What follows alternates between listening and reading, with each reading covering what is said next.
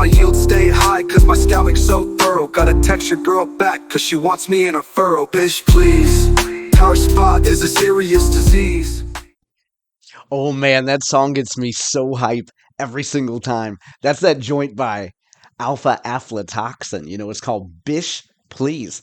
That's Bish in honor of the University of Missouri scientist, Mindy Bish. Welcome to the Farm Show here on Westplex Talk 1045. I'm your host, John Combest. I am caffeinated this morning, if you couldn't tell, and we have a fantastic show lined up for you today. Right here on our first segment that we call A Block, we're going to be pretty soybean heavy today. We're going to start off by talking about an event that we mentioned last week. Then we're going to talk about a leadership program opportunity that we've never talked about before on this show. Then we're going to talk a little bit about soybean yields, some data we've got from that's terrible English. Some data we received from the University of Missouri. And then time permitting, here in this first segment, we're going to talk about red crown rot. Almost every ag company has come out in the last 7 days with a statement or a video or recommendations on red crown rot. We sorted through some of the top actionable recommendations, and time permitting, we're going to play at least one of those clips about managing red crown rot. First and foremost, let's get started with that one singular event that we talked about last week here on the show. The Governor's Conference on Agriculture. It will be held November 12th and 13th in Columbia, Missouri. You can find more information about it by going to agriculture.mo.gov. And while we're at it, let's also note that the Missouri Agriculture Awards will honor 2 individuals who are leaders in Missouri agriculture education and food animal veterinary medicine. To nominate a leader for a Missouri Agriculture Award, visit agriculture.mo.gov/awards. Nominations are due by September 30th. And speaking of September 30th, that is also the application deadline for nominations to ALOT. And ALOT stands for Agricultural Leadership of Tomorrow, specifically Missouri ALOT. What is Missouri ALOT? The Missouri ALOT program began in 1983 as a method to develop the leadership potential of individuals in Missouri's agricultural community. For over 40 years, ALOT's direction has been shaped by fundamental concepts of leadership and the guidance of seasoned agricultural professionals. The mission of Missouri ALOT program is to provide advanced leadership experiences that will make a positive impact to the future of agriculture and agribusiness in Missouri and beyond. They do that by providing a 2-year adult leadership training program targeted toward agricultural producers and rural leaders who have a passion to promote Missouri agriculture and strengthen their communities. The curriculum has been designed to expose each class member to the dynamics of politics, economics, social norms, communication, and agriculture. What's the commitment like? Well, the ALOT program includes 9 in-state sessions, a week-long seminar in Washington, D.C., and a 2-week international experience to a country that impacts Missouri agriculture. The program enhances participants' communication and leadership skills, expands their understanding of agricultural issues, encourages involvement and leadership initiative in their industry and communities, and connects participants to ALOT's hundreds of alumni participants across Missouri. Hey, who were some key ALOT alumni? We'll take a look at the board of directors. Guys like Garrett Hawkins, ladies like Chris Chen, current Missouri Ag Director. You can find more information by going to Missouri ALOT, that's ALOT.org. Again, that's Missouri ALOT.org. If that sounds intriguing to you, I'll run through just a few of the frequently asked questions. What are the requirements to participate in the program? Participants must be 25 years or older as of this coming January 1st. So as of January 1st, 2026, you have to be at least 25 years of age. You have to reside in Missouri, be actively engaged in production agriculture or in an agribusiness occupation. You must commit to attend all sessions, pay a participant fee, demonstrate leadership qualities and potential, and obtain the written consent from your employer, if applicable, to take off the required time.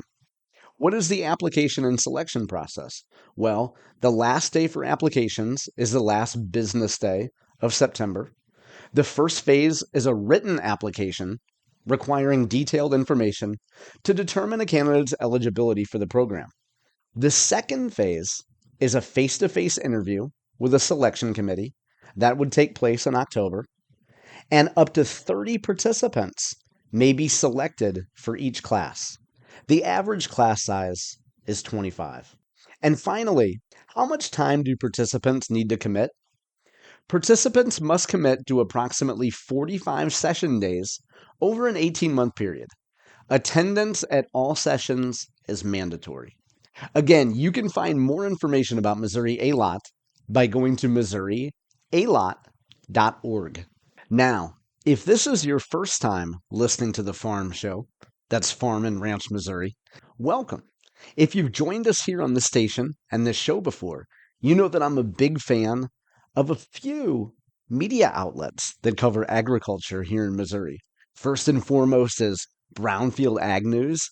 Also a big fan of Missouri Ruralist. You know, that's Mindy Ward and Chris Six. That's from the Farm Progress family of publications.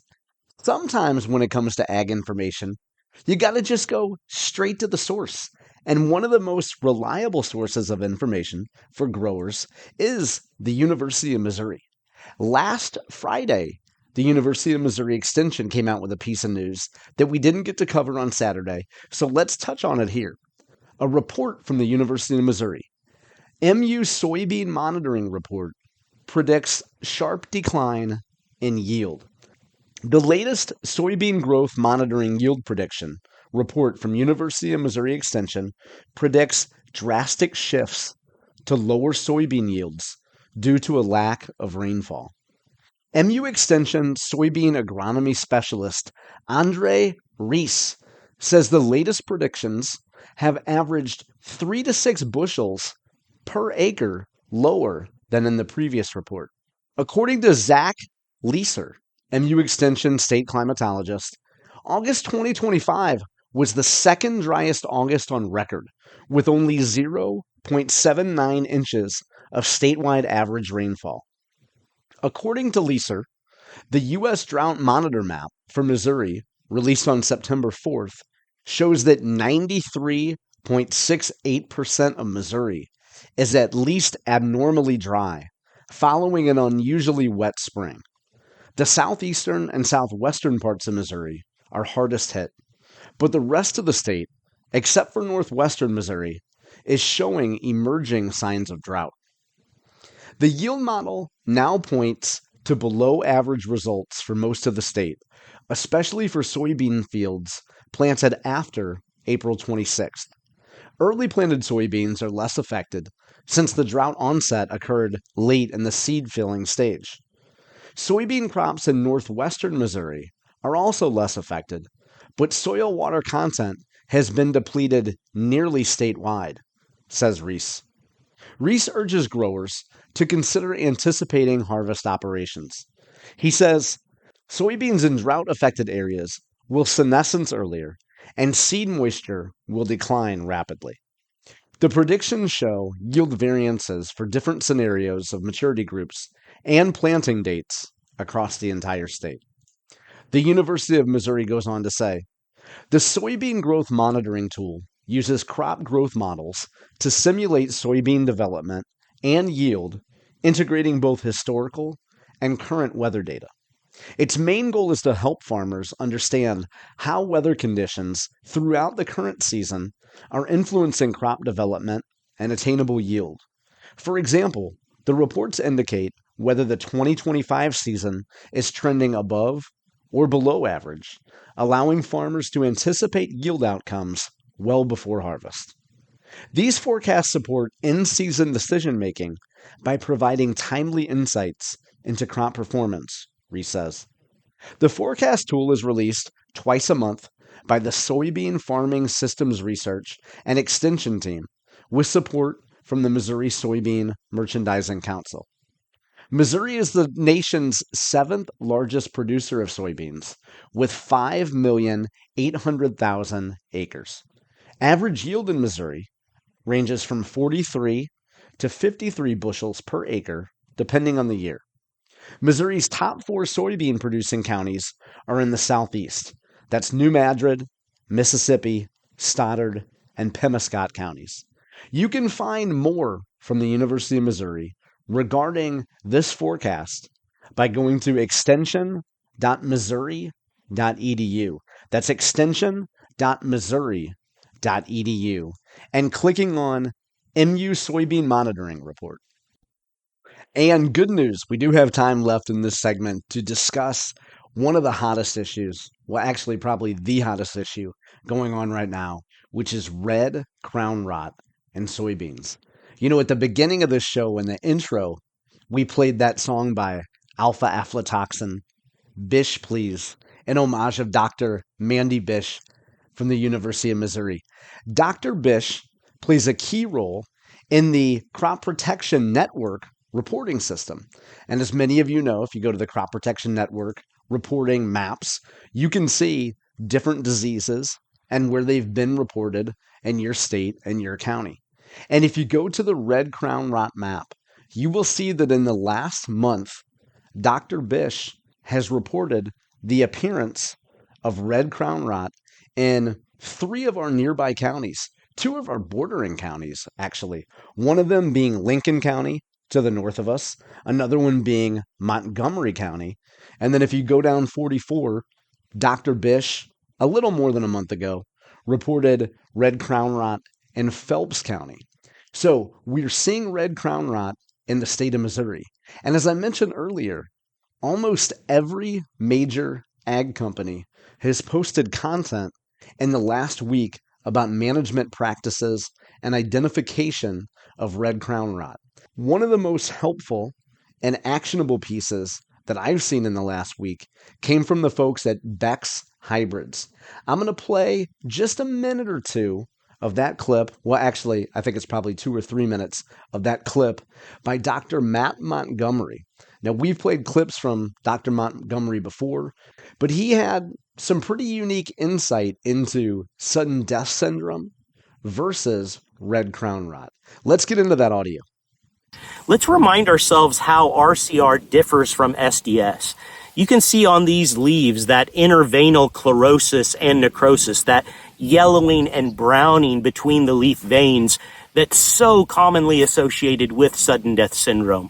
That's the kind of leaf symptomology that we're going to see with red crown rot as well.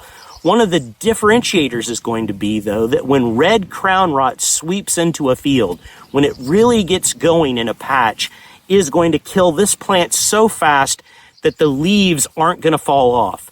The leaves of sudden death syndrome infested plants will fall off. It will almost get this prickly look because it'll be nothing but stems by the end of that time. Red crown rot is not that way. It's a rapid kill of the plant that leaves those leaves, at least initially, still attached and reduces that plant to a brown husk that's about a third of the size of what it would normally be. And you can imagine the yield implications of that as we hit flat pods on that plant after that disease progresses. We're talking about 40 to 60% yield hits when this really gets to going in a field. Now, another way that red crown rot differentiates itself from sudden death syndrome is to look at that lower root. That's a big way to talk about this. Look at that lower root material. And one thing you'll often notice is a red discoloration, just a red discoloration of that tissue in proximity to the soil line.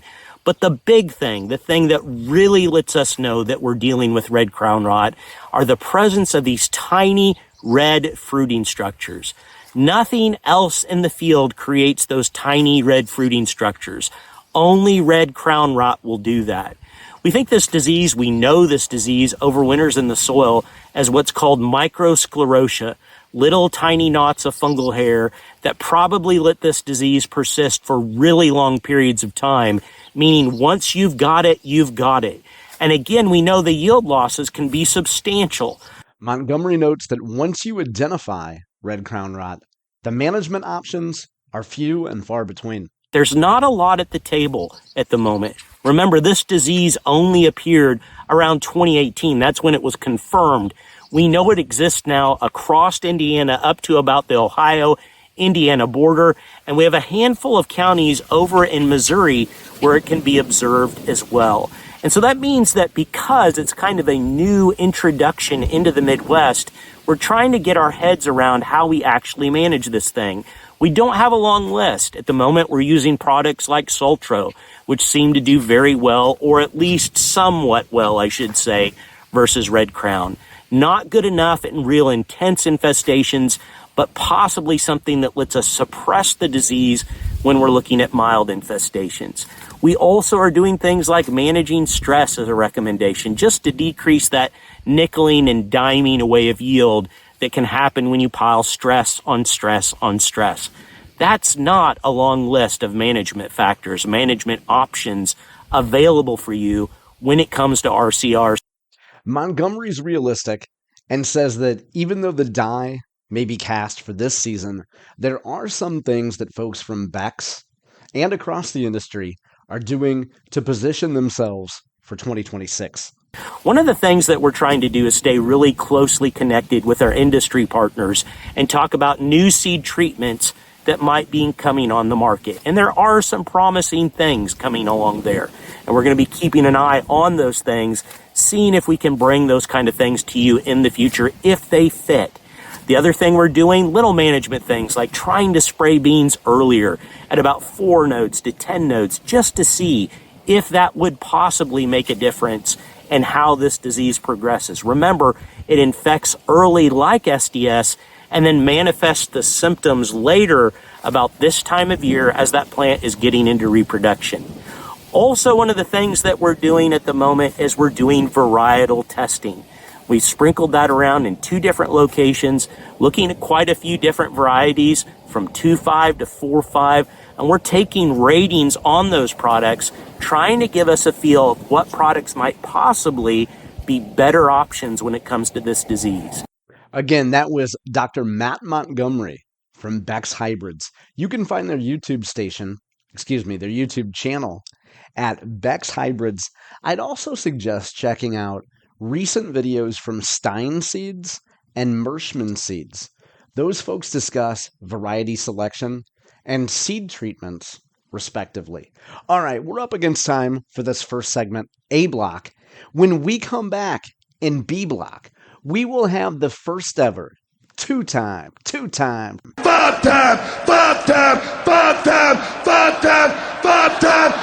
No, Booker T. I said two-time guest on the Farm Show.